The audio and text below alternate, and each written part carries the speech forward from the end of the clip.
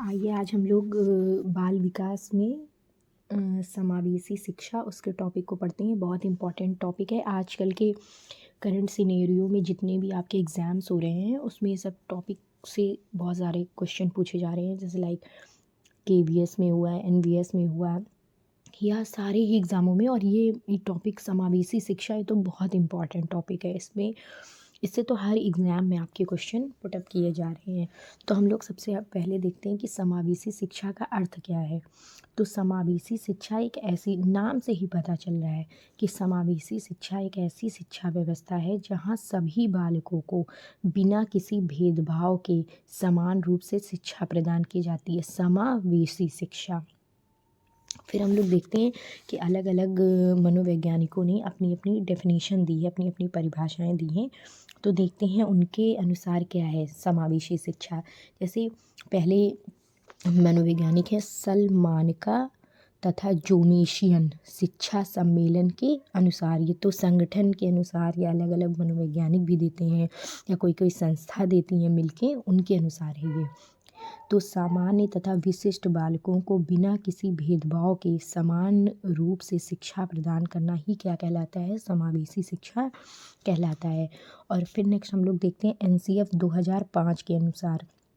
तो देखते हैं एनसीएफ 2005 क्या कहता है कि बिना किसी असमानता को ध्यान में रखते हुए सभी बालकों को समान विद्यालय में समान शिक्षकों द्वारा शिक्षा प्रदान करना क्या कहलाता है, समावेशी शिक्षा कहलाता है। फिर हम लोग देखते हैं नेक्स्ट एनसीईआरटी के अनुसार।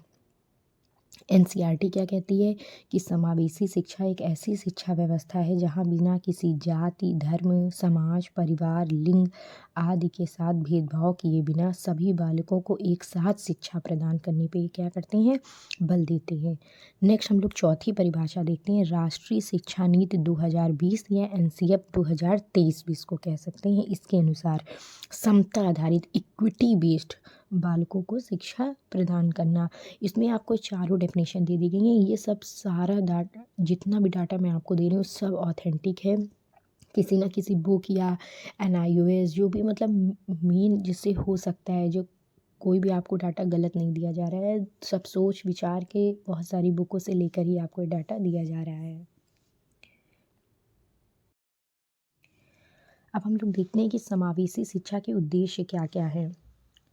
ध्यान से पढ़ेंगे, इससे क्वेश्चन भी बन जाता है बहुविकल्पी एमसीक्यू बेस्ड।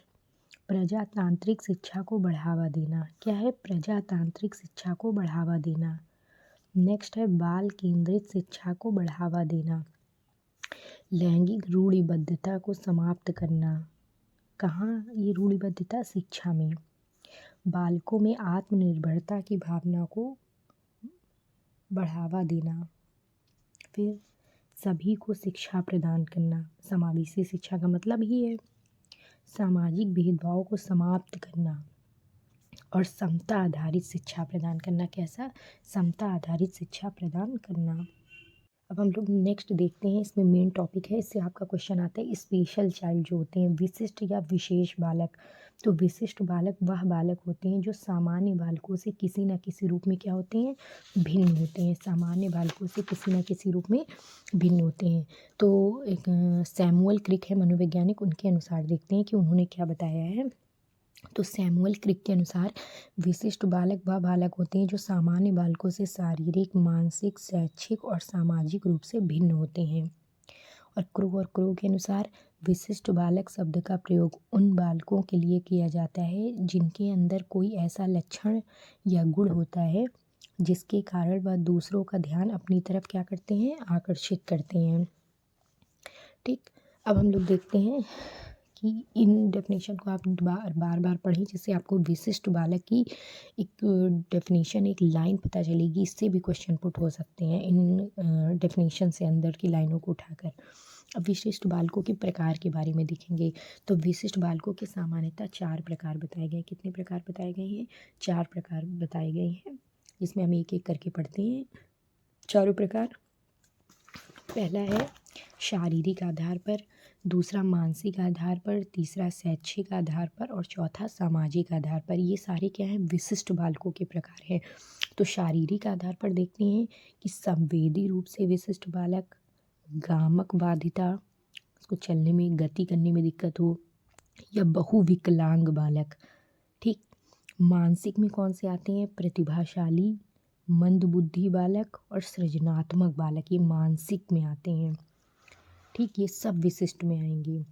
शैक्षिक में शैक्षिक रूप से समृद्ध या तीव्र बालक, शैक्षिक रूप से कमजोर बालक या अधिगम अक्षमता वाले बालक।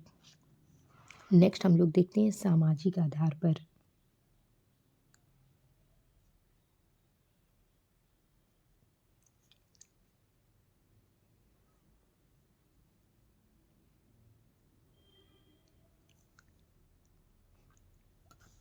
वंचित बालक, समस्यात्मक बालक, अपराधी बालक, जुवेनियल चाइल्ड जिसको बोलते हैं, और माता पिता से बहिष्कृत बालक, पेरेंटल रिजेक्टेड चाइल्ड। ये सामाजिक आधार पर। तो ये सारे कैसे आते हैं? विशिष्ट बालकों के प्रकार है। कैसे? विशिष्ट बालकों के। अब इनमें जो जो इम्पोर्टेंट है वो हम लोग पढ़ेंगे, जैसे प्रतिभाशाली हैं, सृजनात्मक है, मंदबुद्धि हैं, जो इम्पोर्टेंट है सिर्फ उनके बारे में पढ़ेंगे। वंचित बालक हैं,